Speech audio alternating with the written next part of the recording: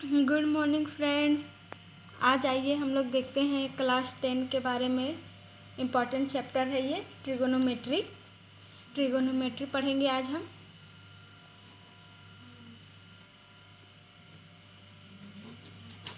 ये important chapter है। चलिए आज हम लोग इसके बारे में क्लास स्टार्ट करते हैं कि इसमें क्या क्या इम्पॉर्टेंट है। सबसे पहले तो मोस्ट इम्पॉर्टेंट है कि हम लोग इसमें सबसे पहले इम्पॉर्टेंट है कि इसमें ट्रायंगल का यूज है। और इस ट्रायंगल के बारे में जानेंगे कि इस ट्रायंगल का मतलब सारा इसको बोला क्या जाता है। ये है हाइपोटेनियस, इसको बोलेंगे कर्न। और ये है परपेंडिकुलर, इसको बोलेंगे लंब। और ये है बेस, जिसको बोलेंगे आधार। और इसका जितना जो है ये बहुत इम्पॉर्टेंट है। कर्न को अगर हाइपोटेनियस बोलते हैं तो इसको हम एच से इंडिकेट करेंगे। अगर ये आधार है तो इसको हम बी से इंडिकेट करेंगे। और ये लंब है तो इसको पी से, क्योंकि लंब को परपेंडिकुलर बोलेंगे तो इसका शॉर्ट फॉर्म हम पी लिख सकते हैं। और कर्न को हाइपोटेनियस बोलेंगे तो उसको एच लिख सकते हैं। और आधार को अगर बेस बोलेंगे तो उसको हम बी लिख सकते हैं। ये सबसे मोस्ट इम्पॉर्टेंट है। उसके बाद चलिए आइए देखते हैं कि इसमें हम लोग कौन कौन सा फॉर्मूला यूज करेंगे। सबसे पहले जानेंगे कि साइन ए है तो साइन ए के बराबर क्या होता है।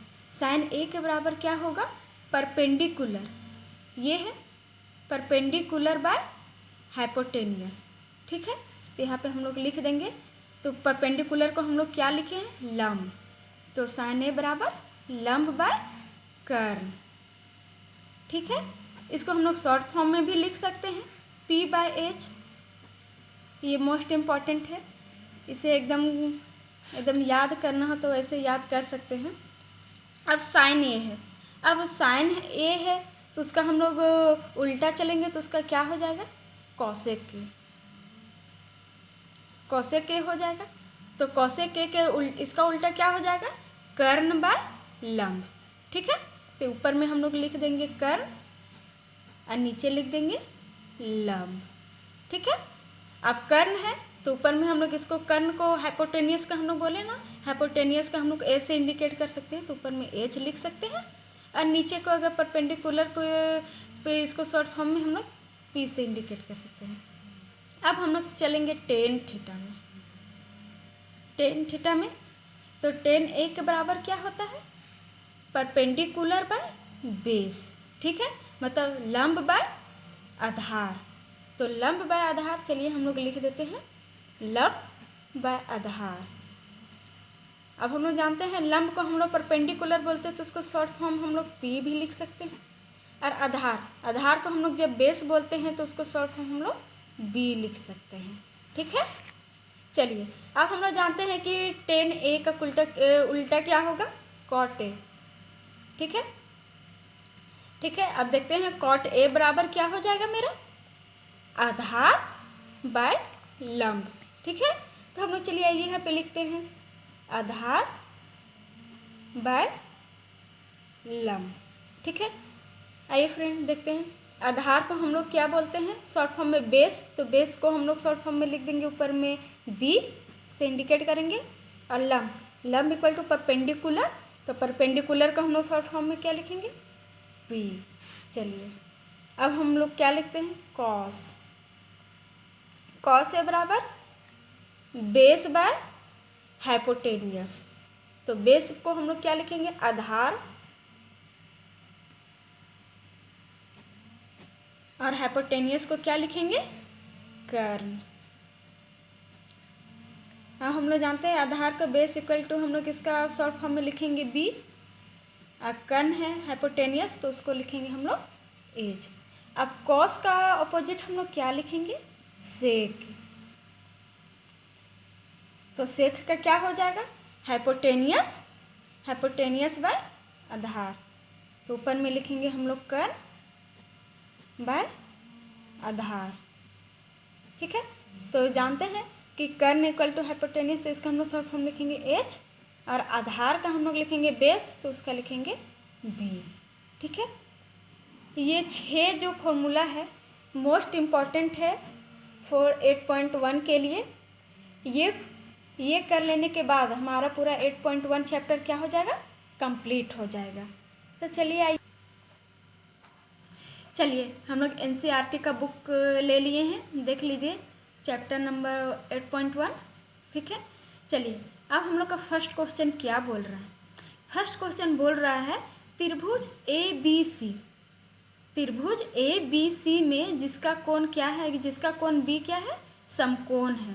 अभी बोले ना फ्रेंड कि इसमें सबसे मोस्ट इम्पॉर्टेंट चीज़ है इसमें ट्रायंगल का, जो भी यूज होगा ट्रायंगल से यूज होगा। तो B क्या है, समकोण है, जिसमें AB 24 सेंटीमीटर है और BC कितना है, 7 सेंटीमीटर है। तो हम लोग को क्या करना है, निम्नलिखित का मान ज्ञात करना है, ठीक है। तो क्वेश्चन नंबर 1 दिया हुआ है साइन A कोस A, और क्वेश्चन नंबर 2 दिया हुआ है साइन C और कोस C।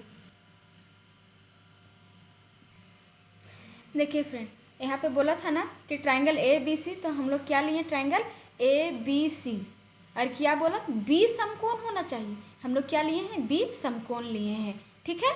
अब इसमें क्या बोला है, AB 24 सेंटीमीटर, तो A और B हम लोग कितना ले लिए, 24 सेंटीमीटर, और क्या बोला है BC 7 सेंटीमीटर, तो हम लोग क्या लिए, BC 7 सेंटीमीटर, ठीक है। अब हम लोग को बोला है निम्नलिखित का मान ज्ञात कीजिए।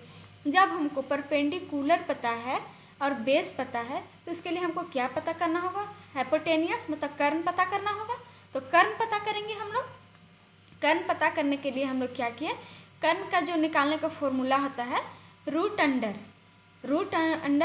लंब का स्क्वायर। तो लंब का स्क्वायर में जगह दिया हुआ है AB का स्क्वायर प्लस आधार का स्क्वायर, आधार की जगह में दिया हुआ है BC, तो उसका स्क्वायर कर दिए हैं।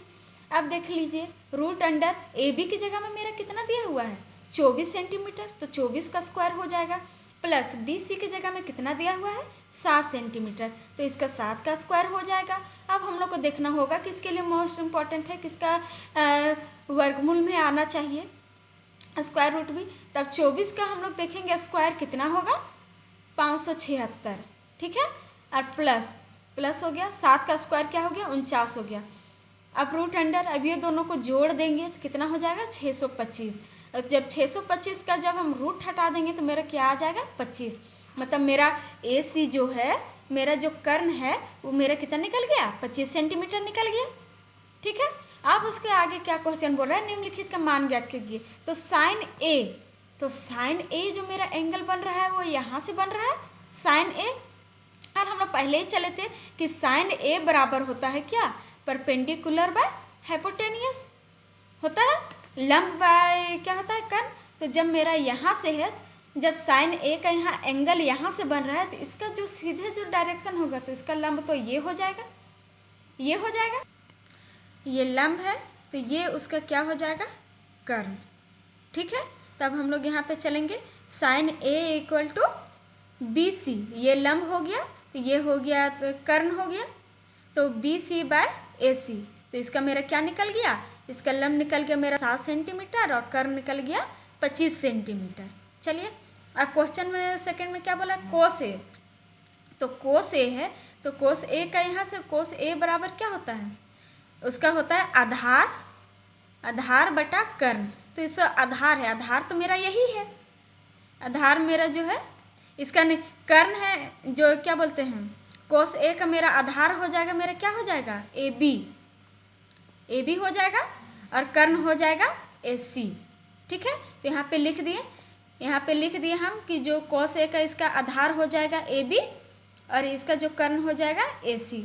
तो AB में मेरा कितना दिया हुआ है, 24 सेंटीमीटर, और इसका जो कर्ण दिया हुआ है 25 सेंटीमीटर, ठीक है। चलिए अब साइन C, पहले हम एंगल A से देख रहे थे, अब हम एंगल कहाँ से देखेंगे, एंगल C से, ठीक है। तो साइन C, तो यही हो गया, जब साइन C का हम लोग बोले उसके सामने वाला जो भुजा होगा वो उसका लंब हो जाएगा, लंब हो जाएगा। तो साइन C का एंगल अगर यहाँ बन रहा है तो इसका लंब कौन हो जाएगा, AB, तो हम लोग यहाँ पे लिख दिए AB, तो इसका कर्ण क्या रहेगा, AC, तो लिखे हैं AC। AB बराबर क्या है, 24 सेंटीमीटर, तो 24, और AC बराबर क्या है, 25 सेंटीमीटर, तो 25 सेंटीमीटर हो गया। अब cos C है, देखो cos C का एंगल बन रहा है, तो उसका सामने वाला जो होता है वही उसका आधार होगा, तो आधार मेरा क्या हो गया BC, और इसका जो कर्ण हो गया वो AC ही है। तो BC मेरा 7 सेंटीमीटर है और AC 25 सेंटीमीटर। तो देख लीजिए फ्रेंड्स, ये मेरा क्वेश्चन 1 पूरा कंप्लीट हो गया है।